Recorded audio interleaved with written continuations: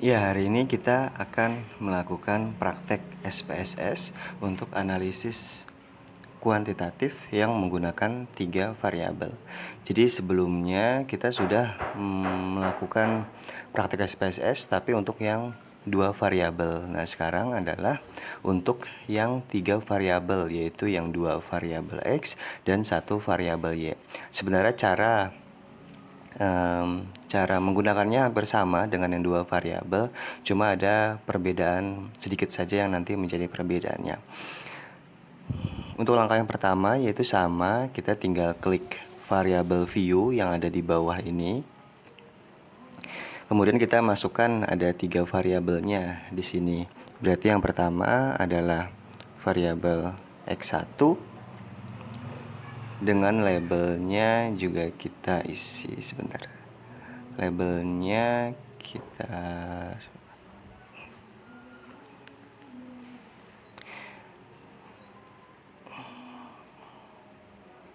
yang kedua kita ketik dulu saja, ketik X2. Yang ketiga ada Y. Kemudian labelnya juga kita isikan saja. Di sini ada X1, ada X2, dan juga ada Y. Setelah sudah diisi untuk name dan labelnya, kita kemudian klik yang data view. Data view ini sudah ada untuk kolom yang X1, X2, dan Y. Tinggal kita isi datanya atau angka-angkanya dari X1, X2, dan Y. Kebetulan di sini sudah ada data yang kemarin, yaitu ada X1, X2, dan Y. Nah, kalau sudah ada, di sini bisa kita copy saja, nanti kita pindahkan ke SPSS-nya. Ini untuk yang data X1 kita copy di sini. Kemudian ini untuk data yang X2-nya. Yang ini kita copy ke sini. Dan untuk data yang Y-nya juga sama, tinggal kita pindahkan aja ke SPSS-nya yang di sini. Nah, setelah ini kita sebelumnya nanti ingin melakukan deskriptif data terlebih dahulu. Jadi mungkin pada statistika awal kita dulu pernah ya menghitung analisis deskriptif data yang mulai dari mean, median, modus, kemudian ada standar deviasi dan sebagainya. Nah, dalam SPSS juga kita bisa menghitungnya dengan aplikasi SPSS untuk namanya adalah deskriptif data. Jadi kalau dalam penelitian itu kita harus mengetahui dulu deskriptif datanya bagaimana gitu ya. Yang pertama adalah kita klik analyze yang di atas. Kemudian kita pilih deskriptif statistik. Kita pilih frekuensi. Nah, di sini sudah ada data yang ingin kita deskripsikan yang mana? Yaitu ada X1, ada X2, ada Y. Kalau misalkan kita ingin mendeskripsikan ketiga-tiganya, tinggal kita pindahkan saja yang di sini, kita pindahkan ke kolom yang variabel. Ada X1-nya, X2-nya, dan juga ada Y-nya. Kemudian kita tinggal klik statistik yang ada di sebelah kanan.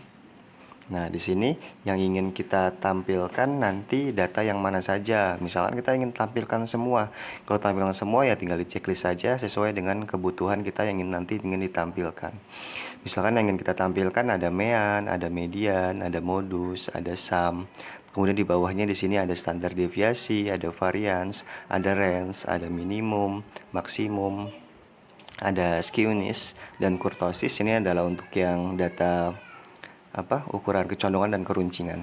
Kalau sudah misalkan yang kita ingin tampilkan, tinggal kita klik continue saja. Jadi ini checklist semuanya aja.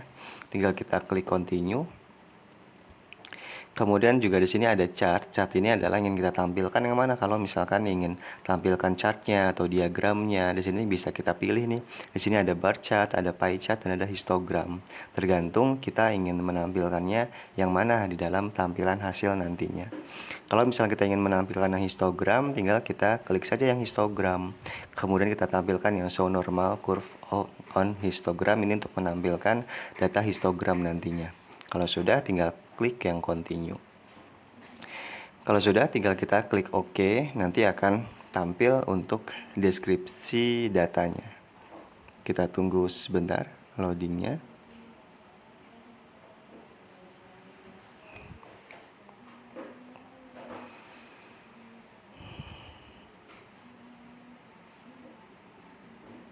Ya, jadi memang sedang diproses untuk data tampilannya. Di sini tinggal loadingnya, tinggal kita tunggu saja.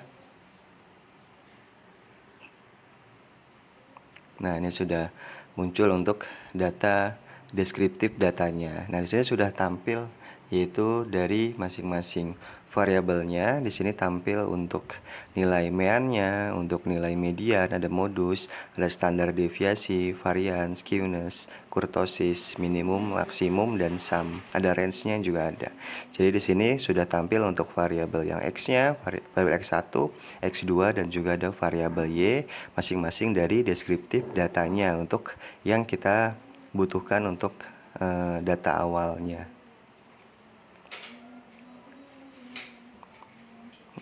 Nah, di sini juga ada tampil histogram. Ini histogram untuk yang nilai X1. Ini histogram untuk yang X2.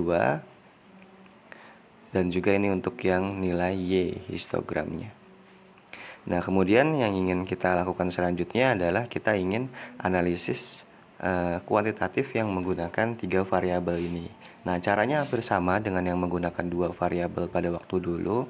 Itu yang pertama, kita klik menu Analyze. Kita pilih yang Regression. Pilih yang Linear. Nah, di sini sudah tampil kotaknya, tinggal kita pindahkan sama. Berarti kalau independen, ini adalah variabel bebas, tinggal kita masukkan untuk yang variabel X1 dengan yang X2.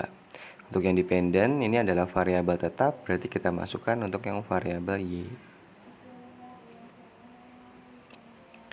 Setelah itu tinggal kita klik statistik yang di atas. Nah, ini tergantung nanti mana yang ingin kita tampilkan. Misalnya kita kan butuh korelasinya, butuh koefisien terminasi. Tinggal kita checklist aja di sini, yaitu ada R-square-nya nanti untuk menampilkan dari R-square-nya. Kalau kita mau klik deskriptif, berarti nanti ada deskriptif datanya lagi. Atau di sini ada part and partial, berarti nanti kita ingin menguji hipotesis yang menggunakan bagian masing-masing, dan juga ada yang nanti secara gabungan gitu ya. Collinearity juga bisa kita klik nanti untuk data tambahannya. Kalau sudah, tinggal klik continue. Kemudian tinggal di OK saja. Kalau sudah tadi selesai dari statistiknya saja, tinggal klik OK. Nah, di sini juga nanti akan tampil data dari analisis kuantitatif yang menggunakan 3 variabel. Kita tunggu dulu sebentar, sedang diproses atau sedang loading.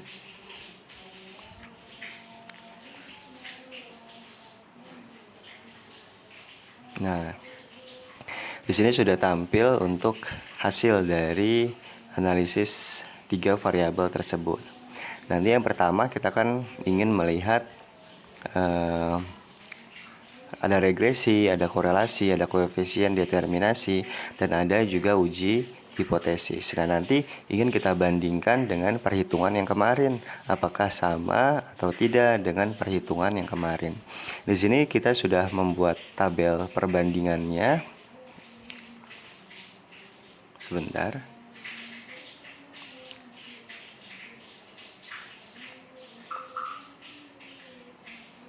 Nah, di sini ada tabel perbandingan, yaitu untuk yang menggunakan manual dan juga yang menggunakan SPSS. Kita kecilkan terlebih dahulu, biar nanti kita bisa melihat perbandingannya antara yang menggunakan SPSS dan yang menggunakan manual.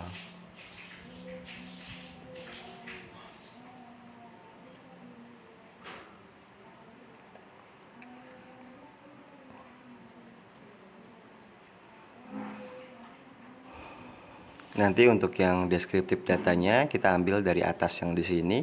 Ini kalau kita lihat perbandingannya antara yang menggunakan manual dengan yang menggunakan SPSS. Pertama untuk yang meannya, di sini kita dapat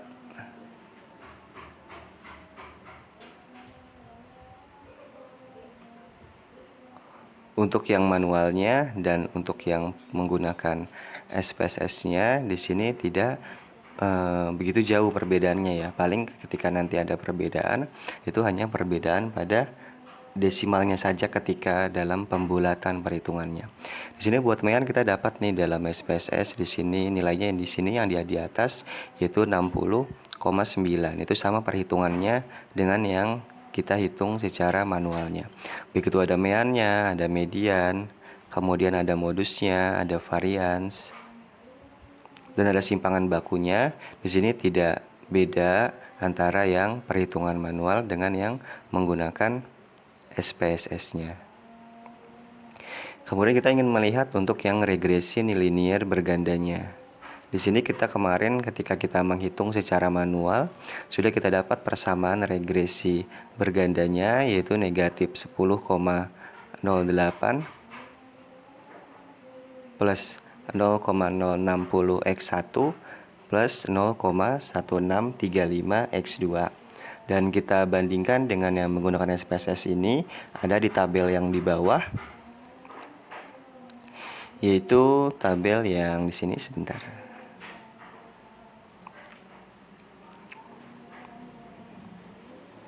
Kita kecilin dulu. Nah, ini adalah tabel untuk yang mencari regresi, yaitu tabel koefisien. Untuk regresi nanti kita lihat pada kolom yang B di sini, itu yang di atas ini ada negatif 10,108. Ini adalah untuk yang nilai A-nya, kemudian untuk yang B1-nya adalah 0,060. Dan untuk yang B2-nya adalah 0,164. Nah, kita dapat persamaan regresi linear berganda yang menggunakan SPSS adalah Y sama dengan negatif 10,108 ditambah 0,060 X1 ditambah 0,164 X2. Kalau kita lihat dengan perhitungan manual yang minggu lalu memang ada perbedaan dalam desimal. Kalau yang minggu lalu kita dapat nilai A-nya yaitu negatif 10,08775. Ini beda dengan yang menggunakan SPSS. B1-nya kita dapat minggu lalu yaitu 0,060, ini sama. Dan untuk yang B2-nya yaitu 0,1635, ini juga berbeda dengan yang menggunakan SPSS. Tapi perbedaannya yaitu hanyalah di desimal saja karena perbedaan dalam pembulatan ketika dalam menghitung manual pada minggu lalu. Untuk kesimpulannya tidak terlalu beda jauh.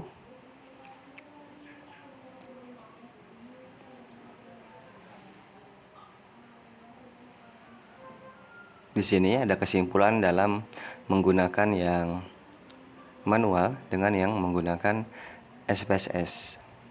Jadi perbandingannya yaitu terjadi sedikit perbedaan antara perhitungan regresi berganda secara manual dengan menggunakan SPSS, tapi memang tidak terlalu membedakan dari kesimpulan akhirnya. Itu untuk yang regresi linear berganda. Kemudian kita ingin membandingkan untuk yang koefisien determinasi dan yang korelasi. Yang pertama adalah untuk yang koefisien determinasi. Di sini kita lihat yaitu dari R kuadrat atau R square. Nah, di dalam SPSS-nya di sini kita mendapatkan nilai R square-nya yaitu 0,611. Di sini sama dengan perhitungan manual yaitu 0,611 dengan tingkat persentasenya yaitu 61,1%. Ini sama antara yang manual dengan yang SPSS. Kemudian untuk yang korelasinya, untuk yang SPSS kita dapat nilainya 0,782. Ini juga sama dengan nilai yang manual yang sudah kita hitung yaitu 0,782. Artinya untuk yang koefisien determinasi dan korelasi, di sini tidak ada perbedaan antara perhitungan koefisien determinasi dan korelasi secara manual maupun dengan menggunakan SPSS-nya. Kemudian yang selanjutnya adalah yang uji hipotesis. Kita untuk melihat uji hipotesis yaitu kita bisa melihat dengan hasil F yang didapatkan pada nilai SPSS ini. Untuk hasil F kita bisa lihat pada tabel ANOVA yang ada di sini. Kita mendapatkan nilai F hitungnya yaitu 5,501. Sementara dalam perhitungan manual yang minggu lalu kita dapat nilai F hitungnya yaitu 5,504. Untuk yang secara manual kita menggunakan F tabel yang didapat 4,74 yang artinya F hitung lebih besar daripada F tabel yang artinya berpengaruh secara signifikan. Tapi dengan menggunakan SPSS ini kita melihat dari tingkat signifikansinya. Yaitu untuk tingkat signifikansi kita dapat nilainya 0,037. Artinya ketika tingkat signifikansinya lebih kecil dari 0,05, maka di sini berpengaruh secara signifikan. Artinya untuk kesimpulan akhirnya antara yang menggunakan manual dengan menggunakan SPSS di sini sama. Yaitu hanya terjadi sedikit perbedaan saja dalam menghitung nilai F hitungnya, tapi secara kesimpulan akhir di sini masih sama, yaitu berpengaruh secara signifikan. Nah, itu adalah perbandingan untuk membandingkan analisis kuantitatif yang menggunakan 3 variabel antara yang menggunakan perhitungan manual dengan menggunakan aplikasi SPSS. Terima kasih.